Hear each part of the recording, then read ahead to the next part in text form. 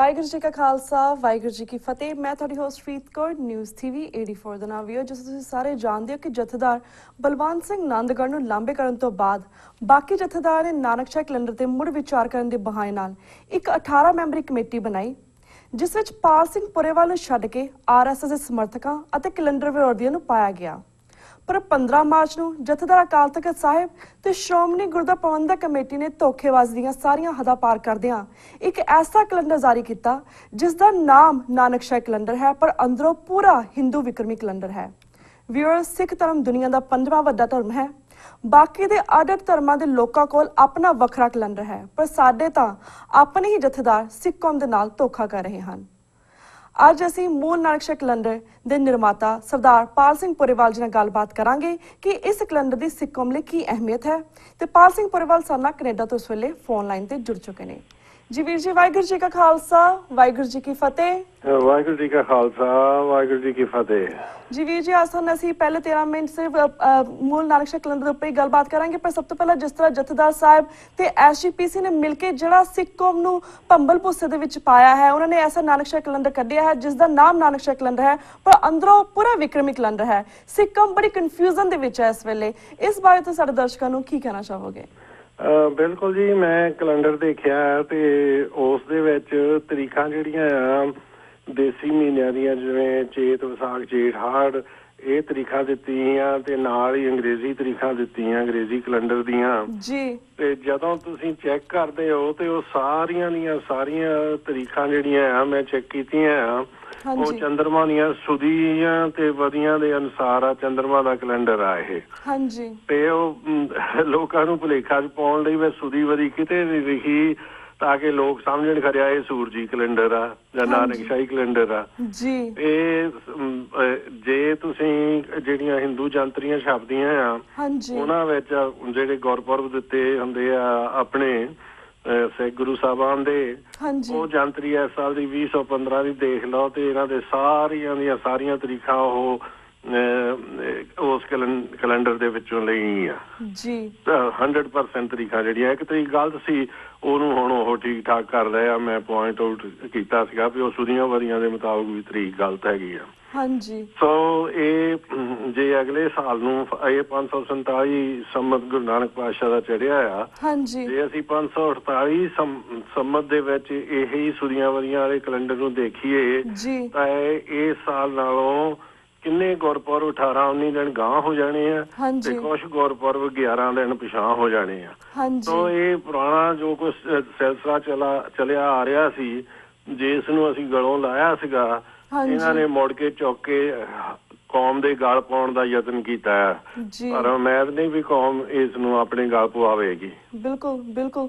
ਤਾਂ ਵੀਰ ਜੀ, ਅਸੀਂ ਵੀ ਜਾਣਨਾ ਚਾਹਾਂਗੇ, ਜਿਸ ਤਰ੍ਹਾਂ ਲੇਕਿਨ ਪਹਿਲਾਂ ਇਹਨਾਂ ਨੇ 18 ਮੈਂਬਰੀ ਕਮੇਟੀ ਬਣਾਈ ਸੀ ਜੋ ਡਿਸੀਜਨ ਲਏਗੀ, ਉਸ 18 ਮੈਂਬਰੀ ਕਮੇਟੀ ਵਿੱਚ ਤੁਹਾਨੂੰ ਛੱਡ ਕੇ ਬਾਕੀ ਸਾਰੇ ਕੈਲੰਡਰ ਵੱਡੇ ਸਨ। ਫਿਰ ਸਾਨੂੰ ਫਿਰ ਵੀ ਯਕੀਨ ਸੀ ਕਿ ਤੁਸੀਂ ਇਹਨਾਂ ਸਾਰੇ ਬਾਕੀ 17 ਲੋਕਾਂ ਦੇ ਭਾਰੀ ਪਵੋਗੇ। ਐਂਡ ਜਿਸ ਤਰ੍ਹਾਂ SGPC ਨੇ ਬਿਨਾਂ ਕਿਸੇ ਡਿਸੀਜਨ ਦੇ ਵੇਟ ਕਰਦਿਆਂ, ਬਿਨਾਂ ਕਿਸੇ ਨੂੰ ਸੋਚੇ ਪੁੱਛੇ ਫਟਾਫਟ ਜਿਹੜਾ ਕੈਲੰਡਰ ਲਾਗੂ ਕਰ ਦਿੱਤਾ ਵਿਦਿਨ ਫਿਊ ਡੇਜ਼। ਇਹ ਐਸਾ ਕਿਉਂ ਕੀਤਾ ਉਹਨਾਂ ਨੇ? ਦੇਖੋ, ਪਹਿਲੀ ਤਾਂ ਗੱਲ ਇਹ ਆ ਵੀ ਇਹ ਕਿਹਾ ਜਾਂਦਾ ਹੈ ਕਿ 11 ਮੈਂਬਰੀ ਕਮੇਟੀ ਬਣਾਈ ਆ, ਉਹਨਾਂ ਨੇ 2 ਦਿਨਾਂ ਵਿੱਚ ਕੈਲੰਡਰ ਤਿਆਰ ਕਰ ਲਿਆ, ਨਾ ਕੋਈ ਮੀਟਿੰਗ ਹੋਈ ਹੈ। ਕੈਲੰਡਰ ਤਿਆਰ ਕੀ ਕਰਨਾ ਸੀਗਾ? ਹਿੰਦੂ ਜੰਤਰੀਆਂ ਦੇ ਵਿੱਚੋਂ ਕੱਢ ਕੇ ਡੇਟਾਂ ਲਿਖ ਦਿੱਤੀਆਂ। ਇਹਨੂੰ ਤਿਆਰ ਕਰਨ ਨੂੰ ਤਾਂ ਭਾਵੇਂ ਕਿਸੇ ਕਲਰਕ ਨੂੰ ਕਹਿੰਦੇ, ਹੁਣ 10 ਮਿੰਟਾਂ ਵਿੱਚ ਕਾਪੀ ਕਰ ਲੈਣੀ ਸੀ ਸਾਰੀਆਂ ਡੇਟਾਂ ਦੀ।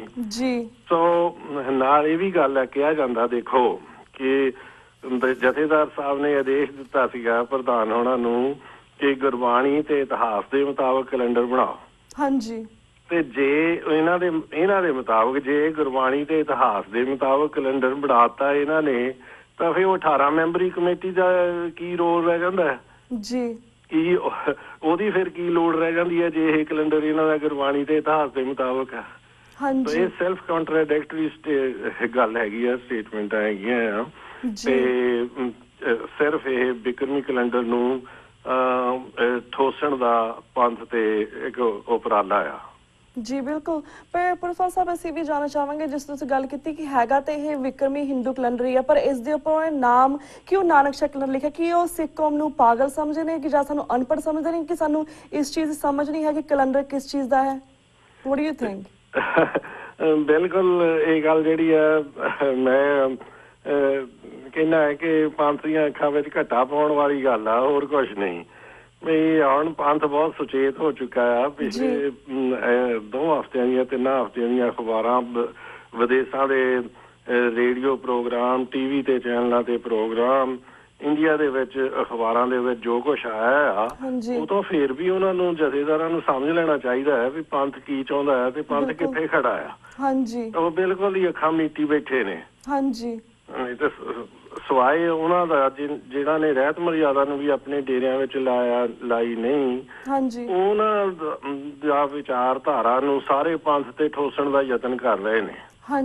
ਤੇ ਉਹ ਜਿਹੜੀ 18 ਮੈਂਬਰੀ ਕਮੇਟੀ ਸੀ, ਜਿਵੇਂ ਤੁਸੀਂ ਫਰਮਾਇਆ ਹੈ ਵੀ ਮੈਂ ਇਕੱਲਾ ਜੇ ਉਸ ਦੇ ਵਿੱਚ ਹੋਵਾਂ ਕੈਲੰਡਰ ਦੇ ਹੱਕ ਵਿੱਚ, ਤੇ ਮੇਰੀ ਕੰਟਰੀਬਿਊਸ਼ਨ ਕੀ ਹੋਊਗੀ? ਕੁਛ ਵੀ ਨਹੀਂ ਹੋ ਸਕਦੀ। ਤਾਂ ਇਸ ਵਾਸਤੇ ਉਹ ਤਾਂ ਇੱਕ ਹਾਸੋਹੀਣੀ ਗੱਲ ਹੈ ਕਿ ਨਾ ਰੱਖਣ ਵਾਸਤੇ ਮੇਰਾ ਨਾਮ ਪਾਤਾ, ਕਿਉਂਕਿ ਬਾਹਲਾ ਰੌਲਾ ਪਿਆ ਸੀ ਵੀ ਜੋ ਕੋਈ ਵੀ ਕਮੇਟੀ ਬਣਾਉਣੀ ਹੋਵੇ ਉਹ 'ਚ ਪਾਲ ਸਿੰਘ ਬਰੇਵਾ ਵੀ ਚਾਹੀਦਾ, ਨਹੀਂ ਤਾਂ ਸ਼ਾਇਦ ਉਹ ਬਿਲਕੁਲ ਮੇਰਾ ਨਾਮ ਵੀ ਨਾ ਪਾਉਂਦੇ ਵਿੱਚ। ਪਰ ਹਜੇ ਤਾਂ ਮੈਨੂੰ ਕਿਸੇ ਨੇ ਅਪਰੋਚ ਵੀ ਨਹੀਂ ਕੀਤਾ, ਔਰ ਮੈਨੂੰ ਦੁੱਖ ਲੱਗਦਾ ਹੈ ਵੀ ਸ਼ਾਇਦ ਅਪਰੋਚ ਨਾ ਵੀ ਕਰਨ। ਜੀ ਅਮੀ ਬਿਲਕੁਲ ਅਮੀ, ਸਾਨੂੰ ਪਤਾ ਹੈ ਕਿਉਂਕਿ ਸਿਰਫ ਤੁਹਾਨੂੰ ਪਾਇਆ ਗਿਆ, ਬਾਕੀ ਜਿਸ ਤਰ੍ਹਾਂ ਅਮਰੀਕਨ ਗੁਰਦੁਆਰਾ ਪ੍ਰਬੰਧਕ ਕਮੇਟੀ ਹੋਵੇ ਜਾਂ ਪਾਕਿਸਤਾਨ ਦੇ ਵਿੱਚ ਵੀ 200 ਤੋਂ ਉੱਪਰ ਸਾਡੇ ਗੁਰਦੁਆਰੇ ਨੇ, ਉਹਨਾਂ ਦੀ ਪ੍ਰਬੰਧਕ ਕਮੇਟੀ ਜਾਂ ਕਿਸੇ ਹੋਰ ਤਰ੍ਹਾਂ ਨੂੰ ਬਿਲਕੁਲ ਨਹੀਂ ਪਾਇਆ ਗਿਆ ਇਸ ਦੇ ਵਿੱਚ। ਬਾਕੀ ਸੰਤ ਸਮਾਜ ਦੇ ਬੰਦੇ ਜਾਂ ਫਿਰ ਹੋਰ ਲੋਕਾਂ ਨੂੰ ਪਾਇਆ ਗਿਆ ਜਿਹਨਾਂ ਦਾ ਕੈਲੰਡਰ ਨਾਲ ਕੁਛ ਲੈਣਾ ਦੇਣਾ ਹੀ ਨਹੀਂ ਹੈਗਾ। ਪਰ ਵੀਰ ਜੀ ਤੇ ਵੀਰ ਜੀ ਬਿਲਕੁਲ ਤੁਸੀਂ ਦੇਖੋ ਵੀ ਹੁਣ ਨਿਹੰਗ ਜਥੇਬੰਦੀਆਂ ਦੇ ਜੇ 2 ਮੈਂਬਰ ਉਹ ਆ ਜਾਣਗੇ ਤੇ ਉਹ ਕੈਲੰਡਰ ਬਾਰੇ ਕੀ ਡਿਸਕਸ਼ਨ ਵਿੱਚ ਕੰਟਰੀਬਿਊਟ ਕਰ ਸਕਦੇ? ਉਹਨਾਂ ਨੂੰ ਕੈਲੰਡਰ ਵਿਦਿਆ ਦਾ ਕਿੰਨਾ ਕੁ ਗਿਆਨ ਹੈਗਾ ਆ? ਜਾਂ ਸੰਤ ਸਮਾਜ ਦੇ ਵਿੱਚੋਂ ਕਿਸੇ ਨੂੰ ਕੋਈ ਕੈਲੰਡਰ ਦੇ ਬਾਰੇ ਨਹੀਂ ਪਤਾ, ਜਿੰਨਾ ਕਿ ਮੇਰਾ ਹਜੇ ਤਾਈਂ ਸੰਪਰਕ ਹੋਇਆ ਆ। ਤੇ ਇਸ ਵਾਸਤੇ ਇਹ ਜਿਹੜੀ ਕਮੇਟੀ ਆ, ਇਹ ਬਿਲਕੁਲ ਹੀ ਕੈਲੰਡਰ ਦੇ ਸੰਬੰਧ ਦੇ ਵਿੱਚ ਤਾਂ ਮੂਲੋਂ ਹੀ ਠੀਕ ਨਹੀਂ ਹੈ। ਬਿਲਕੁਲ ਅਮੀ, ਲਾਈਕ ਸਾਲੇ ਸਰਪ੍ਰਾਈਜ਼ ਹੈ ਕਿ ਜਥੇਦਾਰ ਅਕਾਲ ਤਖਤ ਸਾਹਿਬ ਜਾਂ ਫਿਰ ਸ਼੍ਰੋਮਣੀ ਗੁਰਦੁਆਰਾ ਪ੍ਰਬੰਧਕ ਕਮੇਟੀ ਬਿਲਕੁਲ ਇੰਨੀ ਕੇਅਰਲੈਸ ਹੋ ਚੁੱਕੀ ਹੈ ਕਿ ਉਹਨਾਂ ਨੂੰ ਕਿਸੇ ਸੈਂਟੀਮੈਂਟਲ ਦੀ ਕੋਈ ਫਿਕਰ ਹੀ ਨਹੀਂ ਹੈਗੀ। ਬਿਕੋਜ਼ ਕਾਫੀ ਵਾਰੀ ਅਸੀਂ ਅਮਰੀਕਨ ਗੁਰਦੁਆਰਾ ਪ੍ਰਬੰਧਕ ਕਮੇਟੀ ਥਰੂ ਇਹਨਾਂ ਨੂੰ ਲੈਟਰਸ ਵੀ ਭੇਜੀਆਂ ਨੇ ਕਿ ਮੂਲ ਨਾਨਕਸ਼ਾਹੀ ਕੈਲੰਡਰ ਨੂੰ ਲਾਗੂ ਕੀਤਾ ਜਾਵੇ।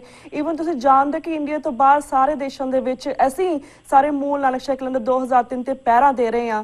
ਪਰ ਹੁਣ ਤੁਸੀਂ ਦੱਸੋ ਕਿ ਤੁਹਾਡਾ ਹੁਣ ਅਗਲਾ ਸਟੈਪ ਕੀ ਹੋਵੇਗਾ ਜੇ ਪੰਥਕ ਧਿਰਾਂ ਜਿਹੜੀਆਂ ਹੁਣ ਅਸੀਂ ਵਿਕਰਮੀ ਕੈਲੰਡਰ ਦੀਆਂ ਬਿਲਕੁਲ ਅਸੀਂ ਨਾਰਾਜ਼ ਦੀਆਂ ਵਾ, ਅਸੀਂ ਬਿਲਕੁਲ ਉਹਨੂੰ ਫੋਲੋ ਨਹੀਂ ਕਰਨਾ ਚਾਹੁੰਦੇ, ਸਾਨੂੰ ਕੀ ਕਰਨ ਦੀ ਜ਼ਰੂਰਤ ਹੈ ਇਸ ਵੇਲੇ? ਦੇਖੋ ਜੀ, ਆਪਾਂ ਹੁਣ ਇਹ ਤਾਂ ਗੱਲ ਸਪਸ਼ਟ ਹੋ ਗਈ ਹੈ ਕਿ ਅਕਾਲ ਤਖਤ ਦੇ ਜਥੇਦਾਰ ਸਾਹਿਬ ਜਿਹੜੇ ਆ, ਉਹ ਅਕਾਲ ਤਖਤ ਦੀ ਜਿਹੜੀ ਸਪਿਰਿਟ ਆ ਜਾਂ ਜਿਹੜੀ ਫਿਲਾਸਫੀ ਆ ਉਸ ਨੂੰ ਰੈਪ੍ਰੈਜ਼ੈਂਟ ਨਹੀਂ ਕਰ ਰਹੇ।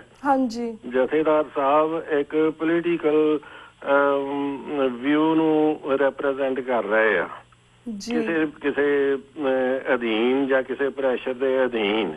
ਉਹ ਫੈਸਲਾ ਲੈਣ ਵੇਲੇ ਉਹਨਾਂ ਨੇ ਕਦੇ ਪੰਥ ਦਾ ਹਿੱਤ ਨਹੀਂ ਸੋਚਿਆ ਵੀ ਕਿੱਧਰ ਹੈਗਾ ਆ, ਇੱਕ ਪੱਖ ਦਾ ਹਿੱਤ ਉਹਨਾਂ ਦੇ ਸਾਹਮਣੇ ਆ। ਉਹ ਇਸ ਵਾਸਤੇ ਇਸ ਹਾਲਤ ਦੇ ਵਿੱਚ ਜਥੇਦਾਰ ਸਾਹਿਬ ਦਾ ਜਿਹੜਾ ਆਦੇਸ਼ ਆ ਉਹ ਮੰਨਣਯੋਗ ਨਹੀਂ ਰਹਿ ਜਾਂਦਾ। ਅਸੀਂ ਜਿਹੜੇ ਅਕਾਲ ਤਖਤ ਸਾਹਿਬ ਨਾਲ ਸਾਰੇ ਹੀ ਸਮਰਪਿਤ ਹਾਂ, ਪਰ ਉਸ ਜਥੇਦਾਰ ਸਾਹਿਬ ਦਾ ਹੁਕਮ ਸਿਰ ਮੱਥੇ ਤੇ ਪੰਥ ਮੰਨੇਗਾ ਜਿਹੜਾ ਪੰਥ ਦੇ ਭਵਿੱਖ ਲਈ, ਪੰਥ ਦੇ ਉੱਜਲ ਭਵਿੱਖ ਲਈ ਫੈਸਲੇ ਲਵੇਗਾ। ਜਿਹੜੇ ਫੈਸਲੇ ਇੱਕ ਪਾਸੜ ਹੋਣਗੇ ਉਹਨਾਂ ਨੂੰ ਨਾ ਕਦੇ ਮੰਨਿਆ ਗਿਆ ਤੇ ਨਾ ਉਹ ਮੰਨੇ ਜਾਣੇ ਆ।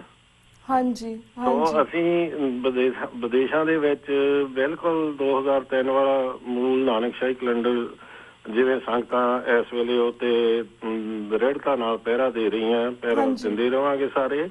ਤੇ ਉਧਰ ਵੀ ਪੰਜਾਬ ਦੇ ਵਿੱਚ ਵੀ ਹੁਣ ਜਾਗਰੂਕਤਾ ਬਹੁਤ ਆਈ ਆ ਇਸ ਸੰਬੰਧ ਦੇ ਵਿੱਚ।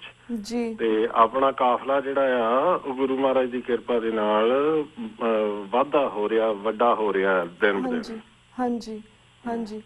ਅਮੀਨ ਪੁਰੇਵਾਲ ਸਾਹਿਬ ਲਾਈਕ ਅਸੀਂ ਅਕਾਲ ਤਖਤ ਸਾਹਿਬ ਦੀ ਤਾਂ ਬਹੁਤ ਇੱਜ਼ਤ ਕਰਦੇ ਹਾਂ, ਪਰ ਜਿਸ ਤਰ੍ਹਾਂ ਜਥੇਦਾਰ ਸਾਹਿਬ ਨੇ ਉਹਨਾਂ ਨੇ ਜਿਸ ਤਰ੍ਹਾਂ ਹੁਣ ਪਖੰਡੀਆਂ ਦਾ ਜਿਸ ਤਰ੍ਹਾਂ ਕਬਜ਼ਾ ਹੀ ਹੋ ਗਿਆ ਅਕਾਲ ਤਖਤ ਸਾਹਿਬ ਤੇ ਉਹੀ ਵੇਖਣ ਨੂੰ ਮਿਲ ਰਿਹਾ ਹੈ। ਤੁਹਾਨੂੰ ਪਤਾ ਕਿ ਜਥੇਦਾਰ ਸਾਹਿਬ ਦੇ ਪਿੱਛੇ ਨੇ ਅਵਤਾਰ ਸਿੰਘ ਮੱਕੜ ਦੇ ਪਿੱਛੇ ਨੇ ਬਾਦਲ ਅਕਾਲੀ ਦਲ, ਬਾਦਲਾਂ ਦੇ ਪਿੱਛੇ ਨੇ RSS, ਪਰ ਸਾਨੂੰ ਸਮਝ ਨਹੀਂ ਆ ਰਹੀ ਕਿ ਸਾਡਾ ਪੰਜਵਾਂ ਵੱਡਾ ਧਰਮ ਹੈ ਐਂਡ ਹੋਰ ਬਾਕੀ ਸਾਰੇ ਧਰਮਾਂ ਦੇ ਲੋਕਾਂ ਕੋਲ ਆਪਣਾ ਆਪਣਾ ਵੱਖਰਾ ਆਇਡੈਂਟੀਟੀ ਦਾ ਕੈਲੰਡਰ ਹੈ, ਪਰ ਸਾਨੂੰ ਕੀ ਰੋਕਿਆ ਜਾਂਦਾ ਪਿਆ? ਸਾਡੇ ਪਿੱਛੇ ਕਿਉਂ ਇੰਨੇ ਪਏ ਹੋਏ ਨੇ ਇਹ RSS ਦੇ ਲੋਕ? ਹਾਂਜੀ, ਇਹ ਬੜੀ ਤਰਾਸਦੀ ਵਾਲੀ ਗੱਲ ਹੈ ਕਿ ਸਾਡੀ ਕੌਮ ਦੇ ਏਡੇ ਵੱਡੇ ਮਹਾਨ ਫੈਸਲੇ ਜਿਹੜੇ ਆ ਉਹਨਾਂ ਦੇ ਵਿੱਚ ਬਾਹਰਲੇ ਪਾਸਿਓਂ ਇੰਟਰਫੀਰੈਂਸ ਹੋ ਰਹੀ ਆ ਜੀ। ਤੇ ਜਿੱਥੇ ਤਾਈਂ ਕੈਲੰਡਰ ਦਾ ਸੰਬੰਧ ਹੈ, ਕੌਮ ਦਾ ਹਰ ਇੱਕ ਤਾਂ ਆਪਣਾ ਕੈਲੰਡਰ ਚਾਹੀਦਾ ਆ। ਬਿਲਕੁਲ ਸਾਰੀ ਦੁਨੀਆ ਦੇ ਵਿੱਚ ਵੱਡੇ ਵੱਡੇ ਧਰਮਾਂ ਦਾ ਕੈਲੰਡਰ ਆਪਣਾ ਆਪਣਾ ਹੈਗਾ ਆ। ਹਾਂਜੀ, ਤੇ ਇੱਕ ਪੁਸਤਕ ਦੇ ਵਿੱਚ ਇਹ ਲਿਖਿਆ ਆ ਕਿ ਹੁਣ ਜਿਸ ਵੇਲੇ 2003 ਦੇ ਵਿੱਚ ਨਾਨਕਸ਼ਾਹੀ ਕੈਲੰਡਰ ਲਾਗੂ ਹੋਇਆ ਜੀ, ਉਦੋਂ ਬਾਅਦ ਦੀ ਪੁਸਤਕ ਆ, ਉਸ ਦੇ ਵਿੱਚ ਲਿਖਿਆ ਆ ਅਲੀਨਰ ਨੈਸਬਿਟ ਉਸ ਦਾ ਨਾਂ, ਹਾਂਜੀ, ਕਿ ਹੁਣ ਸਿੱਖਾਂ ਕੋਲ ਆਪਣਾ ਕੈਲੰਡਰ ਵੀ ਹੋ ਗਿਆ ਆ ਤੇ ਇਸ ਦੇ ਨਾਲ ਸਿੱਖ ਧਰਮ ਬਾਕੀ ਧਰਮਾਂ ਦੇ ਬਿਲਕੁਲ ਬਰਾਬਰ ਆ ਖੜੋਤਾ ਹੋਇਆ। ਇਹਦਾ ਮਤਲਬ ਇਹ ਹੈ ਕਿ ਇਹ ਨਹੀਂ ਵੀ ਸਾਡੇ ਕੋਲ ਪਹਿਲਾਂ ਆਈਡੈਂਟੀਟੀ ਹੈ ਨਹੀਂ ਸੀ, ਸਾਡੇ ਕੋਲ ਕੌਮ ਦੀ ਆਈਡੈਂਟੀਟੀ ਹੈਗੀ ਸੀ, ਪਰ ਉਹ ਡੈਫੀਸ਼ੀਐਂਟ ਸੀ, ਉਸ ਦੇ ਵਿੱਚ ਇੱਕ ਚੀਜ਼ ਦੀ ਕਮੀ ਸੀ, ਜਿਹੜੀ ਕਮੀ ਨਾਨਕਸ਼ਾਹੀ ਕੈਲੰਡਰ ਨੇ ਪੂਰੀ ਕੀਤੀ। ਜੀ ਜੀ ਬਿਲਕੁਲ। ਤੇ ਪੁਰੇਵਾਲ ਸਾਹਿਬ ਸਾਡੇ ਕੋਲ ਫਿਊ ਸੈਕਿੰਡਸ ਰਹਿ ਗਏ ਨੇ, ਐਟ ਦੀ ਐਂਡ ਤੁਸੀਂ ਸਿੱਖ ਕੌਮ ਨੂੰ TV 84 ਰਾਹੀਂ ਕੀ ਕਹਿਣਾ ਚਾਹੋਗੇ ਇਸ ਵੇਲੇ? ਮੈਂ ਇਹੀ ਕਹਿਣਾ ਚਾਹੁੰਦਾ ਹਾਂ ਕਿ ਇਹ ਸਾਡਾ ਆਪਣੀ ਆਈਡੈਂਟਿਟੀ ਦਾ ਮਸਲਾ ਹੈ, ਸਾਡਾ ਆਪਣਾ ਧਰਮ ਦਾ ਮਸਲਾ ਆ। ਇਸ ਦੇ ਵਿੱਚੋਂ ਬਾਹਰਲੇ ਪਾਸਿਓਂ ਜੋ ਕੁਝ ਵੀ ਆਉਂਦਾ ਪ੍ਰੈਸ਼ਰ, ਉਸ ਨੂੰ ਨਕਾਰਿਆ ਜਾਵੇ ਤੇ ਅਸੀਂ ਆਪਣੀ ਜਿਹੜੀ ਡਾਇਰੈਕਸ਼ਨ ਆ, ਸਾਡੇ ਜਿਹੜਾ ਮਾਰਗ ਆ ਸਾਡੇ ਸਾਹਮਣੇ, ਉਸ ਮਾਰਗ ਨੂੰ, ਆਪਣੇ ਉਸ ਲਕਸ਼ ਨੂੰ, ਏਮ ਨੂੰ ਸਾਹਮਣੇ ਰੱਖੀਏ ਤੇ ਉਸ ਏਮ ਦੇ ਮੁਤਾਬਕ ਉਸ ਮਾਰਗ ਤੇ ਚੱਲਦੇ ਰਹੀਏ। ਜੀ ਬਿਲਕੁਲ। ਪੁਰੇਵਾਲ ਸਾਹਿਬ ਤੁਹਾਡਾ ਬਹੁਤ ਬਹੁਤ ਸ਼ੁਕਰੀਆ ਕਿ ਤੁਸੀਂ ਆਪਣਾ ਟਾਈਮ ਕੱਢ ਕੇ ਇਸ ਮੁੱਦੇ ਦੇ ਉੱਪਰ ਆਪਣੇ ਵਿਚਾਰ ਸਾਡੇ ਦਰਸ਼ਕਾਂ ਨਾਲ ਸਾਂਝੇ ਕੀਤੇ। ਹੁਣ ਅਸੀਂ ਤੁਹਾਡੇ ਕੋਲ ਇਜਾਜ਼ਤ ਲੈਂਦੇ ਹਾਂ। Thank you so much. Waheguru ji ਕਾ ਖਾਲਸਾ, ਵਾਹਿਗੁਰੂ ਜੀ ਕੀ ਫਤਿਹ। ਵਾਹਿਗੁਰੂ ਜੀ ਕਾ ਖਾਲਸਾ, ਵਾਹਿਗੁਰੂ ਜੀ ਕੀ ਫਤਿਹ। Viewers, वक्त हो गया एक छोटे से ब्रेक था। Keep watching News TV 84. We'll be right back after a short break.